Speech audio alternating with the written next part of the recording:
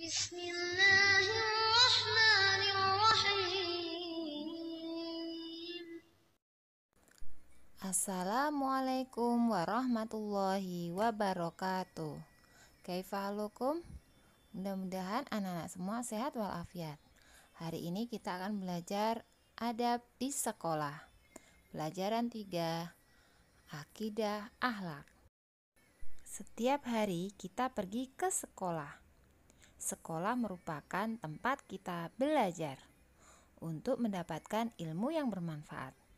Di sekolah ada bapak dan ibu guru dan teman-teman yang baik hati. A. Adab bergaul dengan guru. Guru adalah orang tua kita di sekolah. Mereka harus dihormati dan ditaati. Sebagai murid, kita wajib menjaga adab-adab pergaulan bersama mereka. Mengapa demikian? Karena guru sangat berjasa dalam kehidupan kita. Merekalah yang mendidik kita. Mereka pula yang melatih kita, sehingga kita terampil dan pandai. Menghormati guru bukan hanya di lingkungan sekitar sekolah, atau ketika kita belajar di dalam kelas. Di mana saja dan kapan saja, kita wajib menghormati bapak ibu guru kita dan menjaga adab-adab terhadap guru. Bagaimana cara kita menghormati guru ya? Cara menghormati guru, ketika berjumpa hendaknya kita yang terlebih dahulu mengucapkan salam. Lalu menjulurkan tangan kanan untuk bersalaman dengannya. Berbicara kepada guru harus sopan, yaitu tidak berkata kasar atau berteriak. Apabila guru menyuruh kita melakukan kebaikan, maka kita harus menurutinya. Dan apabila ada guru kita yang sakit, hendaknya kita menjenguknya. Anak-anak solih, ada berikutnya yaitu tidak mendahului guru saat berjalan. Hendaklah anak-anak solih tidak mendahului guru saat berjalan. Akan tetapi, ketika anak-anak solih dalam keadaan mendesak, anak-anak solih diperbolehkan mendahului dengan membungkukkan sedikit badan dan mengucapkan permisi terlebih dahulu sebelum mendahului guru. Ada berikutnya yaitu ketika bertemu dengan guru, tersenyum atau bermuka manis. Hal ini dilakukan agar guru kita merasa senang dan bahagia. Ada berikutnya yaitu anak-anak soleh ketika bertemu dengan guru harus bertutur kata yang lembut dan sopan. Nah, adab-adab selanjutnya yaitu anak-anak soleh hendaknya mendoakan guru-guru kita. Sebagai bentuk rasa kasih sayang terhadap guru, hendaklah anak-anak soleh mendoakan guru-guru kita. Dan ingat, hendaknya kita selalu mendoakan kebaikan untuk guru kita. Jika kita menjaga adab-adab tersebut dengan ikhlas, niscaya kita akan disenangi oleh guru dan menjadi anak yang berhasil dalam belajar. Akrim ustadaka, hormatilah gurumu.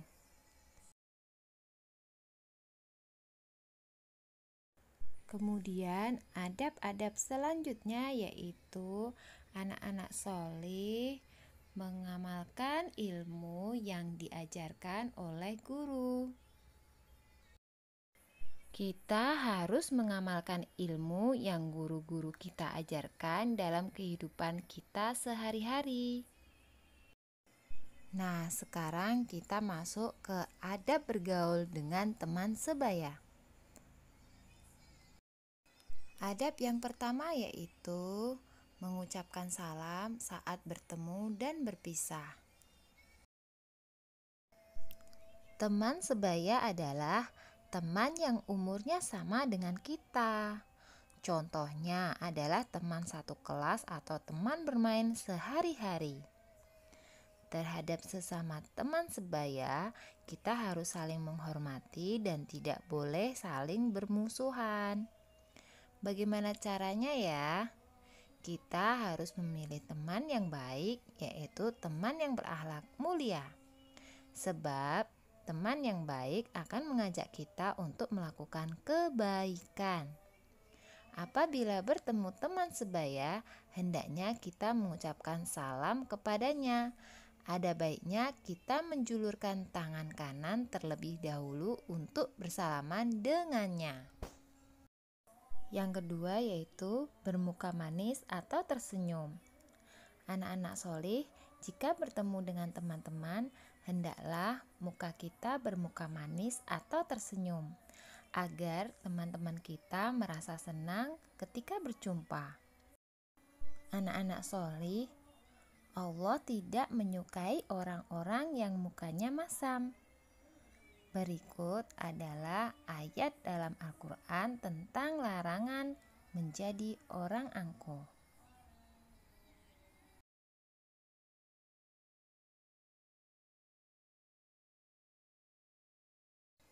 Dan janganlah kamu memalingkan mukamu dari manusia karena sombong. Dan janganlah kamu berjalan di muka bumi dengan angkuh.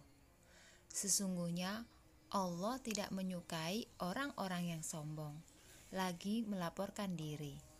Quran Surat Luqman ayat 18. Adab berikutnya yaitu yang ketiga, memanggil dengan panggilan yang baik. Kepada sesama teman, hendaklah kita memanggil dengan panggilan yang baik. Kita tidak boleh memanggil dengan panggilan yang buruk.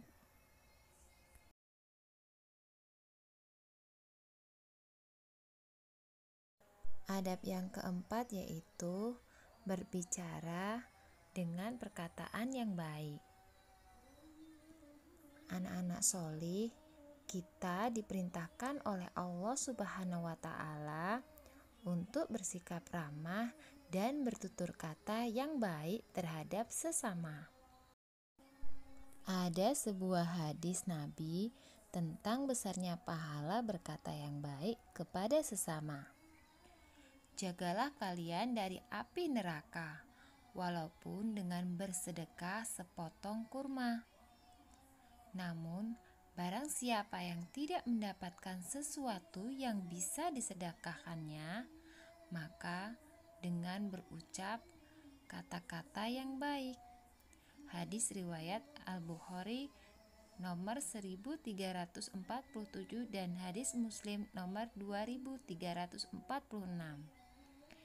Adab yang kelima yaitu meminta izin ketika meminjam dan mengembalikan barang pinjaman. Anak-anak solih, ketika kita hendak meminjam barang milik teman kita, hendaknya meminta izin terlebih dahulu. Jika diizinkan, kita baru meminjamnya. Akan tetapi, jika tidak diizinkan, kita tidak boleh marah dan tidak boleh memaksa. Anak-anak solih, jangan lupa merawat barang pinjaman agar tidak rusak dan mengembalikannya dengan segera.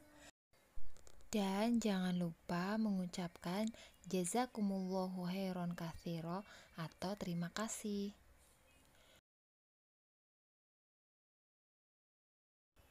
Kemudian adab-adab berikutnya yaitu yang nomor 6, meminta maaf ketika bersalah dan mudah memaafkan teman yang bersalah.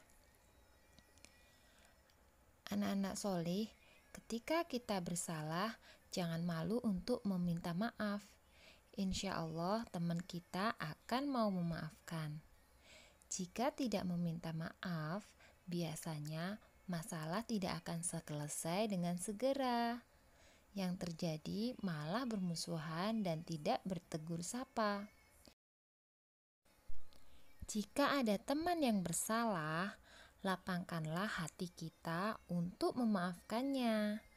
Mungkin teman kita lupa atau tidak sengaja menyakiti.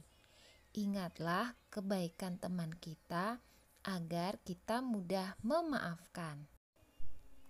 Ada sebuah hadis tentang kebaikan saling memaafkan. Tidaklah seseorang memaafkan kecuali Allah akan menambah kemuliaannya. Hadis riwayat Muslim. Adab yang ketujuh yaitu menghindari berselisih. Kita harus saling menyayangi terhadap sesama teman agar kita memiliki banyak teman untuk saling berbuat kebaikan. Agar persahabatan kita semakin erat, kita harus berbuat baik kepada teman, misalnya dengan menolong dan membantunya. Kita pun harus saling menghormati dan menghargai. Awin ahoka mastatokta. Tolonglah saudaramu semampumu. Tugas anak-anak yaitu menulis soal dan jawaban halaman 84 Room 2. Ditulis di buku tulis tugas 2. Demikian penjelasan dari Ustadzah. Apabila ada yang belum jelas, bisa japri sama Ustadzah. Ustadzah minta maaf bila ada salah kata. Sekian dari Ustadzah. Barakallahu fikum. Wassalamualaikum warahmatullahi wabarakatuh.